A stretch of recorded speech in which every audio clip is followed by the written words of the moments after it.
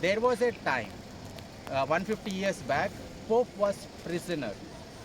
So during the after First World War, Pope was made as a prisoner, and Pope was kept into the castle guard. Okay. Way of the reconciliation. And only 1920, I'm not sure, not 21 or after that, during the time of Mussolini, there was a pact between the Italian government and the Vatican City. Because from the beginning, let us say 325 years, when Constantine gave the freedom to the Christianity became the major player, in a simple words like that. And after few years, maybe 335, let us say, or maybe 330 itself, Constantine moved to Istanbul, the present Istanbul. So that is called Constantinople, right? Constantinople in Italian, right? So Poli means in Greek city. So Constantinople means the city of Constantine. So Constantine, the Roman emperor, moved to Constantinople in the Middle East, or like that Asia Minor. So Turkey, Istanbul now. So why he moved is like as a strategic position. Like we are all strategic leaders, right? Position in certain places. So he said like better to be there, because where he is in the middle, at least the communication will be little easy, because his empire is spread in the Asia also, Africa also, Europe also. If he stays here, the whole thing is the other side, right? So he moved, but Rome is already a well-built city, so there need to be one administrator here. So automatically the Pope means father. Papa means father, right? So Bishop of Rome is called Pope. So Bishop of Rome has become the administrator, because there is no other administrator, and people were attacking different people are also attacking, barbarian attacks. For example, Gladiator movie, if you see, the beginning story is like this Marcus Maximus, right? Marcus Aurelius time. So they are fighting in Germany belt with some tribal group, barbarians they call them. So there are some small groups, Vikings and all, they are fighting with the Romans. But during the Marcus Aurelius, everything is finished. That's why there is a peace, and that's why that guy comes, Claudio and all other story comes, right? The same thing. So there were some people, small people attacking the Europe. So Pope has become the administrator. Okay. So I forgot that these things maybe you can record. Because yeah, Pope has become the administrator here. Okay. And especially during the time of Pope Leo the Great. Okay, Pope Leo the Great, we have only 3 popes called as great.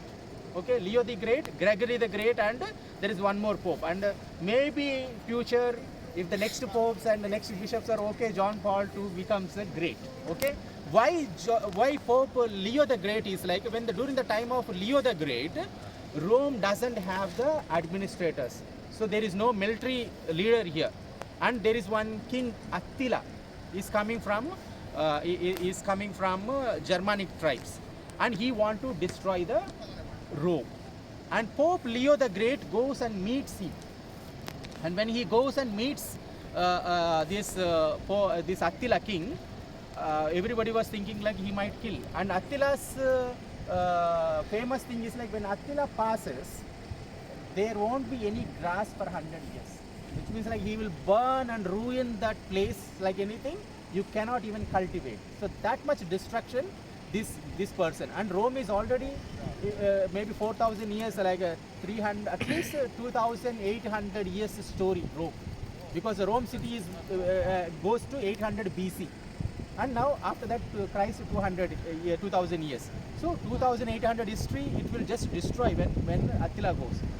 And this Pope Leo the Great goes and meets, and maybe when we go inside the church, there is an altar of Pope Leo the Great. Maybe I'll show that, maybe we can see.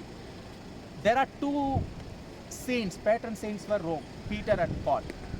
And because they both the tombs are here. Peter we are going, maybe Paul, if we get chance, we might visit also. So Peter and Paul appeared on the sky with the swords, and they threatened the Attila. So by seeing that, Attila goes back. So that's how Rome is protected. So that's why Rome has two patterns, like Peter and Paul, both are patterns. And 29th of June is the feast of Peter and Paul, and this is the national holiday for Rome also. It's not only liturgical feast, Rome patron feast, that is. And that's how Rome, maybe in the Bible we say like the neither world cannot destroy, the forces of neither world cannot destroy the church. Like that, Rome city is spared, and there is a protection of Peter and Paul for the city of Rome. Okay, and this kind of enemies, like we started with via of conciliation, right? Via della conciliazione, reconciliation. These kind of enemies for Pope were there from the year to year. Many times, emperors became Napoleon. Napoleon also in the 18th century and all, he captured the Pope. He put him a house arrest. He has taken so many things to France and all. But after that also, and Napoleon, when Napoleon was talking with one of the cardinal, one cardinal says to him, like we popes and cardinals, we try to destroy the church, but we ourselves couldn't do. How can you do that? How can you destroy the church? It is not possible. So it was not possible to Napoleon also to destroy. But after the First Vatican Council, there is again a problem with the Nazism in Germany, fascism in Italy, and they became the enemies of Pope. Like this kind of atheist mentality, and some groups, political groups, they have prison, and Pope has to exile. So Pope has to exile to some other part, and then only when because Pope, like from the Leo the Great onwards, Pope is the governor, and later popes became very rich, very powerful, and lot of money from Europe is coming here. That's why this church was constructed. And in the 13th century, before that we have Catherine of Siena. So during the time of Catherine of Siena, and now we are also in the Jubilee year, right? So we are entering the Jubilee year. 1300 is the first Jubilee organized by Boniface VIII. Boniface VIII ordered first Jubilee and called all the people, and people are coming, people are donating money, and Pope became very famous, and the emperors became jealous, and they have captured him, and they have taken the Pope to Vignan. So almost Pope was there as a house arrest for 70 years. Then Vignan is the border city of France, Switzerland and Italy. So on the corner. So there are some territories in France, some territory in the Switzerland, some territory in the Italy. So it is border. So they kept it just in the border. And popes were there for 70 years. During that time, some 8-9 popes died, and many popes were French origin popes. And only during the time of Catherine of Siena, she goes and pleads and brings Martin V here again. So the glory of Rome comes. So the same thing after another 400 years, during 18th century, the same thing happens. Mussolini, fascism time. Then finally there was a pact. Then they said, okay, Pope is the head of the state of papal states, not the Rome city also. Papal states means like another 7 dioceses here. So it is like a king. So sovereign. And Pope was claiming, I am a king, I am a sovereign for the whole Rome. But the Italian government saying like, no, Italian unification, no, we are the democracy, so many other things. So many problems. Then finally they said, okay, we respect Pope, we are also Catholics, okay, but Pope should be limited to a limited territory. Okay, 100 acres we will give.